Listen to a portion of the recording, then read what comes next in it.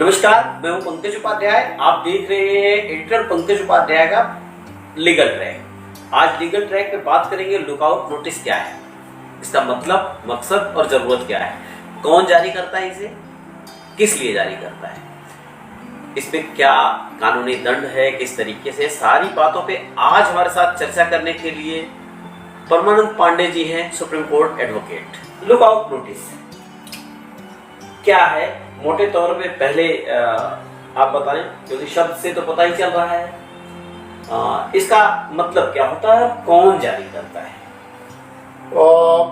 देखिए, lookout notice, जिससे इसके नाम से ही ऐसा लगता है कि किसी व्यक्ति के बारे में पता लगाने के लिए, उसको पकड़ने के लिए, उसको पकड़ा लगाने के लिए ही लुकआउट नोटिस जारी किया जाता है।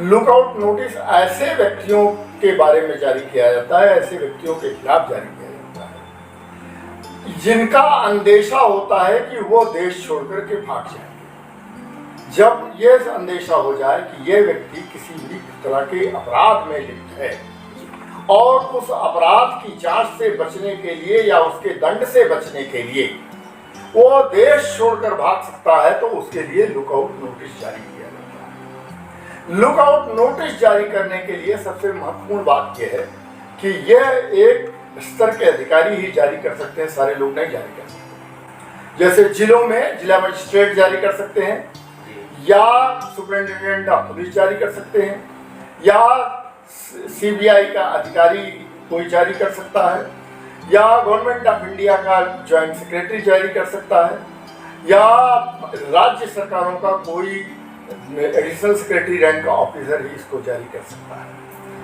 और उसके लिए ये होता है कि ये इसका अंदेशा है कि ये व्यक्ति देश छोड़कर भाग जाएगा, फिर लौट के नहीं आएगा, फिर हमारी जांच में अड़ंगा हो जाएगा और जांच हमारी पूरी नहीं हो पाएगी। जब जांच पूरी नहीं हो पाई जाएगी तो यानी जिनके लिए लुकआउट नोटिस जारी की जाती है, उनको, उनके लिए उनके चेहरे को, फोटो को हर जगह चिपकाया जाता है, इंटरनेशनल एयरपोर्ट्स पे या तमाम और सारी जगहों पे। और कितने समय में इन्हें गिरफ्तार किया जा सकता है, और गिरफ्तारी के बाद ऐसे लुकआउट नोटिस जिनके खिलाफ जारी हुआ होता है, उनको यदि गिरफ्तार किया जाता है तो क्या जेल में भेजने का प्रावधान है या क्या सिस्टम है? देखिए, आपने ये एक बहुत अच्छा सवाल उठाया कि लुकआउट नोटिस जिनके खिलाफ जारी किया जाता है उनके लिए कैसे क्या किया जाता है। वास्तविकता यह है कि यह लुकआउट नोटिस तो उन्हीं व्यक्तियों के खिलाफ जारी किया जा सकता है जो देश छोड़कर भागने वाले। इसलिए सबसे बात जरूरी होती है कि आपके जो इंटरनेशनल बॉर्डर देश में, एक तो वहाँ पर जो पुलिस पोस्ट होती है और भी चीज़ होती है, उनको दिया जाता है, बॉर्डर सिक्योरिटी फोर्स को दिया जाता है, और हर एयरपोर्ट को जो इंटरनेशनल फ्लाइट को कनेक्ट करते हैं उन एयरपोर्ट पर भी इनके फोटो लगा दी जाती है और इनके पासपोर्ट के नंबर दे दिए जाते हैं, जिससे कि इनको पकड़ा जा सके, किसी भी इनको पकड़ के ले आया जा सके। और जब ये पकड़ लिए जाते हैं वो लुकआउट नोटिस के बाद, तो कंसर्न्ड अधिकारी के पास, संबंधित अधिकारी के पास इनको भेजा जाता है, जिससे वो उनकी जांच कर सके।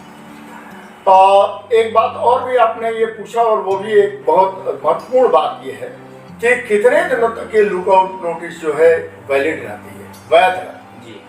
सत्य बात तो यह है कि लुकआउट नोटिस जारी करने के 1 साल के भीतर अगर गिरफ्तारी नहीं हो पाई तो लुकआउट नोटिस का कोई मतलब नहीं रह जाता। इस नाते जारी करने की तिथि से 1 साल के भीतर उस व्यक्ति को आपको किसी भी तरह से ले आना पड़ेगा, और अगर वो एक साल के भीतर जारी आ पाता है तो फिर दोबारा आपको लुकआउट नोटिस जारी करने के लिए एक रिक्वेस्ट भेजनी पड़ेगी, और वो अधिकारी ही फिर दोबारा लुकआउट नोटिस जारी कर सकते। यानी देश छोड़ के तमाम लोग जा चुके हैं, जो विजय माल्या जैसे लोगों का ये लुकआउट नोटिस जारी हुआ होगा, जाहिर सी बात है। उसकी वैलिडिटी अगर खत्म हो गई तो फिर प्रत्यर्पण का क्या रोल इसमें होता है, कैसे, किस माध्यम? जी, ये बहुत बढ़िया सवाल है प्रत्यर्पण का। देखिए, लुकआउट नोटिस जब जारी की जाती है तो हम ऐसे एक इंटरपोल से भी कहते हैं, इंटरनेशनल पुलिस, जी, इंटरनेशनल पुलिस को भी इसकी सूचना दी जाती है। इंटरनेशनल पुलिस ऐसे व्यक्तियों के बारे में पता लगा करके हमारे दूतावास को बताए, और वो देश से हम उस संबंधित एक देश से आग्रह करें कि आप उनको हमारे लिए प्रत्यर्पण करें, एक्सट्राडाइट करें। लेकिन इंटरपोल के पास ये अधिकार नहीं होता है कि उस व्यक्ति को गिरफ्तार कर लिया जाए।